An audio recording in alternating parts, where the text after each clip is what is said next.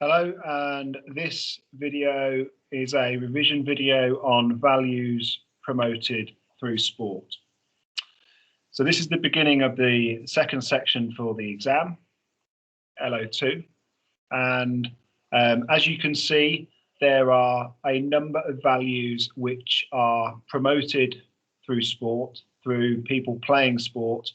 And let's go through them so you've got a bit more detail on each one. So let's start here with fair play. This links with sportsmanship, which is going to be a video that we do later on. And it is about following the rules and playing within the rules of the game and showing good sporting behaviours. Now, a term that you will come to learn again later is etiquette. And that is a word that describes good behaviour. So fair play might be playing within the rules of the game, but also showing some sort of appreciation of those that win and not being a bad loser. Second one is team spirit, and this is about working effectively with others. So you might talk about a team playing as a group together in order to win a game as a good example of team spirit, and teams becoming friends outside of the game and developing friendships as a result of playing in a team with each other. A negative for team spirit might be, for example, teammates having a go at each other or arguing if they're losing. So for each of these, you might be asked to give a positive example, or you might be asked to give a negative example. Next one is citizenship. Now, this one is a bit more difficult to imagine. Fair play, team spirit are fairly easy, I think, to link with sport. Citizenship is about supporting your local community and the people that live in it. So the word volunteering is a key word to have in an answer about citizenship. So a positive example of citizenship might be somebody volunteering for their local club to be a coach or a first aider, or even a steward if it was at a charity event. A negative example would be the opposite of that. So you could give a reverse answer and talk about people not being willing to volunteer to help. Then we move on to tolerance and respect. And this, again, is quite current at the moment because we have players taking a knee in various sports, trying to show tolerance towards different ethnic groups in the Black Lives Matter movement. So tolerance and respect is about understanding and appreciating other cultures from players. Bless me, God, what happened in the last video? It's about other cultures, so respecting those people who come from different ethnic backgrounds to yourself, okay?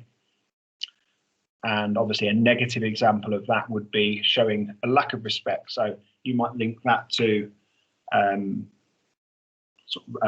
some sort of racial issues that have occurred in sport, and some players not being shown the same amount of respect as a result of their ethnic background, or you might even talk about that from a spectator's point of view as well. Next one is inclusion, and that is all about, as the term describes, making sure all groups are included and have the opportunity to take part. You might link this to disability sport, so sports making sure that they have a form of the game which is accessible to disabled players. For example, wheelchair basketball is a form of basketball which has been adapted so that wheelchairs can be used. So that's a good example. And obviously a negative example would be the opposite to that, where sports aren't accessible and groups such as disabled groups aren't able to play. Then we have excellence as the next value. And this is an appreciation of people performing to their best in a sport. So you might give an example of an outstanding performance in a sport. as a good example of excellence. You might talk about somebody not trying their hardest or not performing to their best. It could be, for example, a tennis player deliberately throwing a game as an example, a negative example of excellence. And then we have national pride. And this generally develops through hosting major events in your country or by the performance of your national team. So, for example, when we hosted the Olympics in London in 2012, there was an enormous amount of national pride as our athletes performed so brilliantly on the world stage. So you could use that as an example. We had gold medal winners like Sir Mo Farah and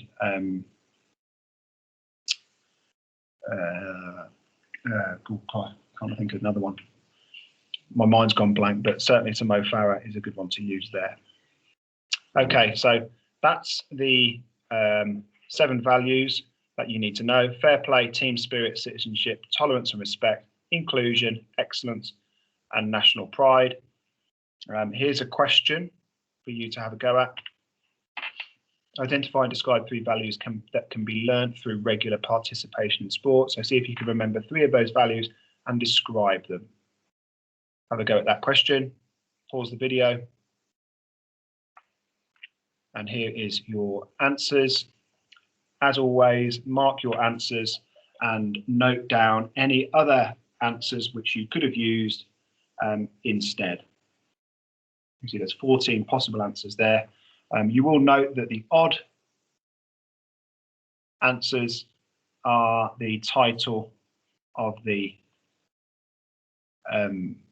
value, and the even ones are the description.